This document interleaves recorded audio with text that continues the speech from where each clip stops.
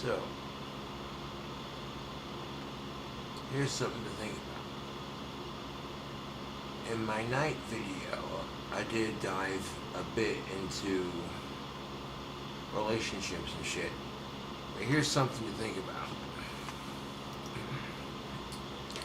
Why is the stereotype for relationships this?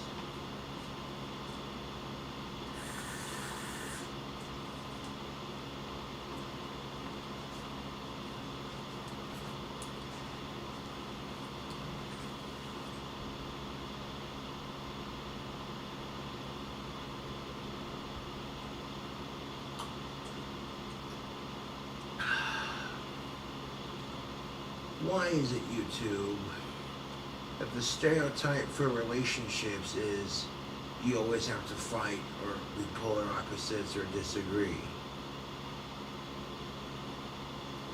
Wouldn't it be easier dating someone you have more in common with? Well, that's a yes and no answer. I guess it depends on the person.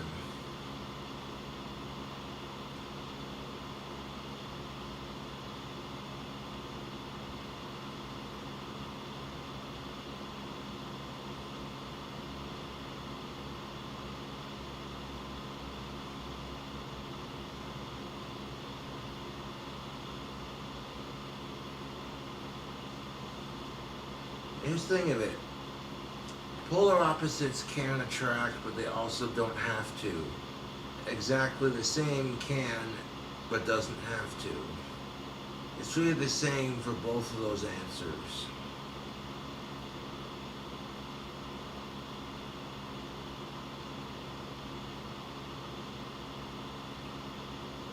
Sure, you can meet the girl of your dreams, has everything in common with you. Or you meet someone you're polar opposites, and it just works in its own special way. It really depends on the circumstance and the people and the situation.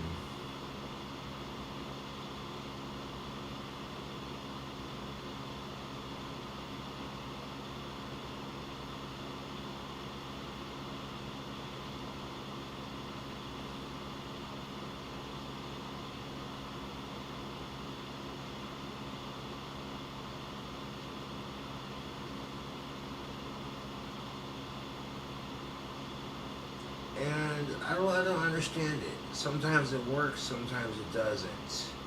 That's one of the mysteries about it.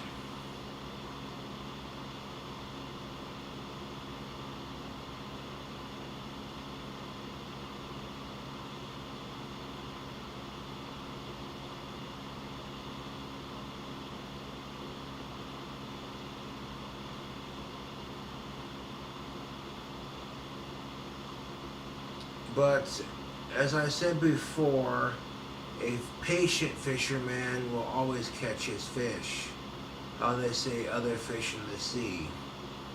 You teach a man to fish, he'll catch fish for the rest of his life. Fish for him for the night, he'll have fish for the night. Now it's a metaphor. What I mean by this, and this could be applied to the dating scene as well. You could teach a person to date. You can date for them, be their wingman, so to speak, or you can teach them a couple tricks to it and they can do it themselves. You know what I'm saying? If you're a wingman for the person you're trying to help, it may work for a night or it may work for the rest of their life. That depends on a lot of things. I don't want to be too specific here, but that's true for the dating scene in general.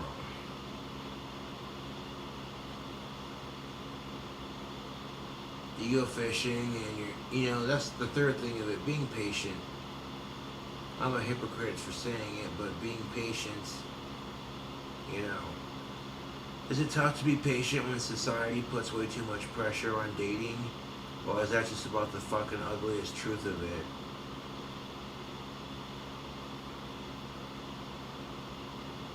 You're taking something that adults do that should be natural, and you're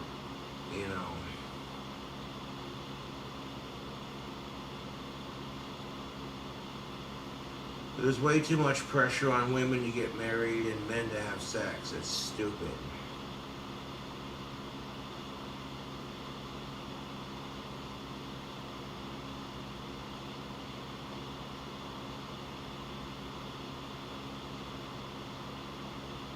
But there's nothing you can do about it except bitch and complain, and eventually people see that and go, hey, this guy tells it like it is. Wait a minute. Mm. Now, you hear a lot about people saying how dating sucks. The truth be told, dating doesn't suck, people suck. And there's nothing you can do about it except change the way you are as a person. You can't control what other people do. That's the sad truth of it.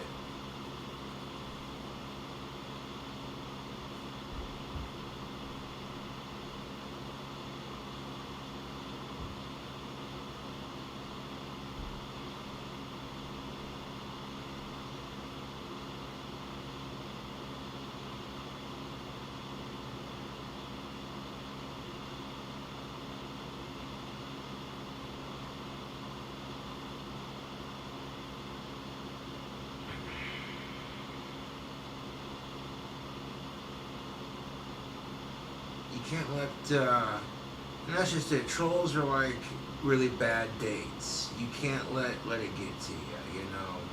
You're gonna encounter a couple of shitheads and slots. Oh, did I say that out loud? I kinda did.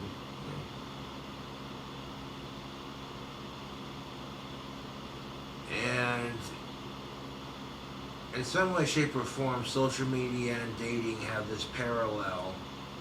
And the one thing they have in common, two things, they can be used for each other, and people bitch about both of them sucking. You hear people bitch and say, oh my god, social media is the worst, or oh my god, dating's the worst. Well, I'm here to tell you that social media and dating don't have to suck, that people make it sucky, that society makes it sucky. And if you think about this for a second, it makes a lot of sense. We've created this image around social media with websites like Instagram where, you know, you see people showing off their Lamborghinis and wads of cash. And on the dating scene, for example, we've created all this pressure where either you have to be polar opposites or the exact same. And this argument of whether they both work or not, they work in parallels with each other. Sometimes it works and sometimes it doesn't. Do polar opposites attract? Do the people who are exactly the same attract? It depends on the people and it depends on the situation. So both of those are a yes and no question, YouTube.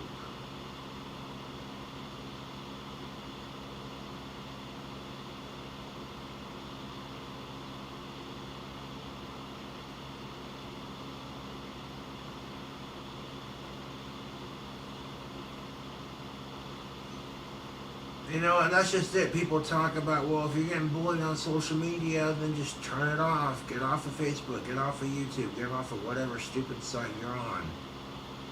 Sometimes it's not that easy because we still have bullies in the real world too. So you just have to learn to deal with it, you know.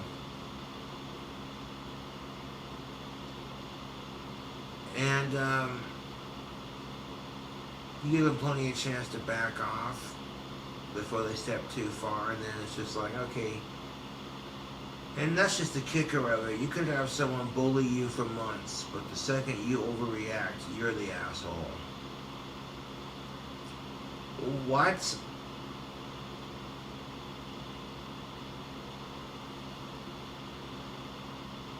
Okay, so what are we supposed to do? You tell us to stop and they don't stop. What helps me deal with the bullying on YouTube, especially on a side note, is knowing that I'm not the only person getting bullied on social media.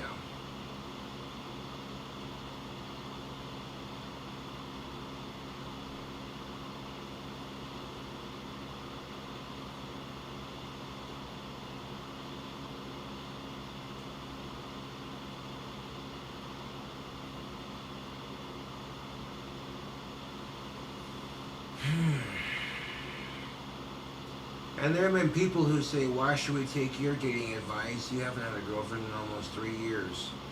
because the patience to learn what people are talking about on the dating scene and knowing that the right one will come along eventually, it just takes the utmost of patience. And believe me, there's going to be times when it's frustrating.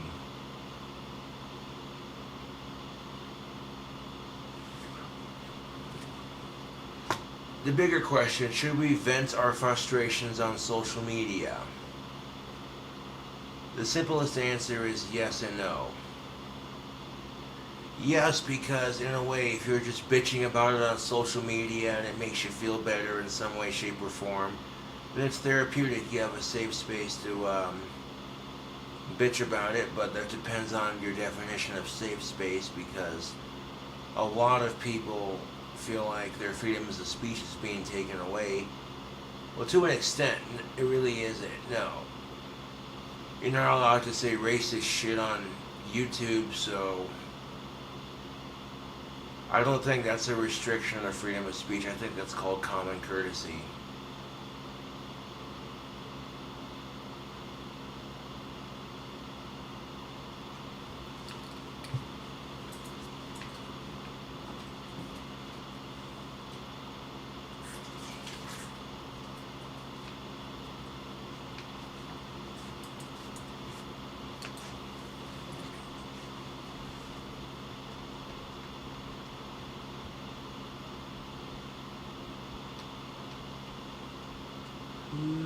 We.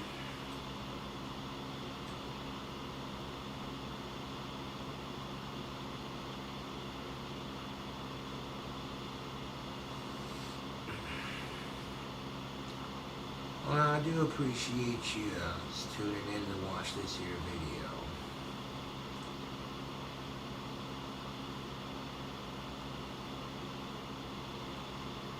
Because we can change the dating scene one video at a time. If people have this conceited view of the dating scene to where it's seen with the stereotypes that are both gender-based and society-based and dating scene-based in general, then no one's gonna like that shit.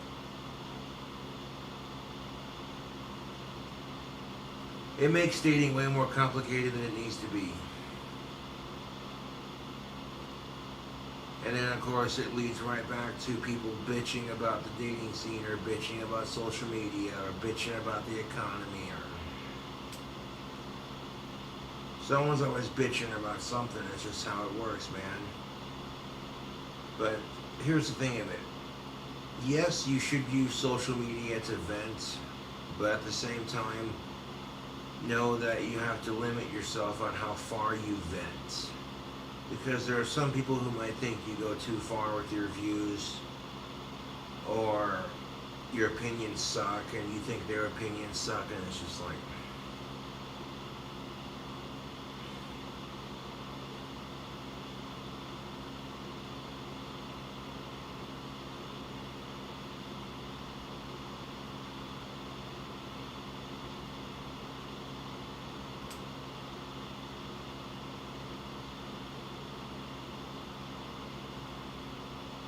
I should be getting my YouTube monies tomorrow's, because honestly, it's been past the 21st, and on top of that, YouTube, on top of that, I made it past the threshold. Yeah,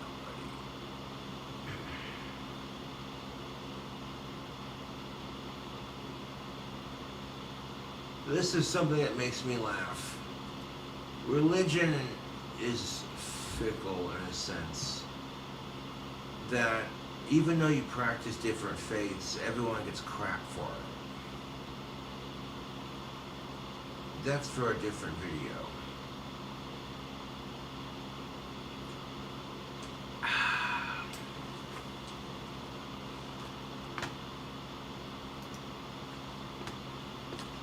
Anyways, tubes, I do thank you for watching this here video. Subscribe for more awesome content.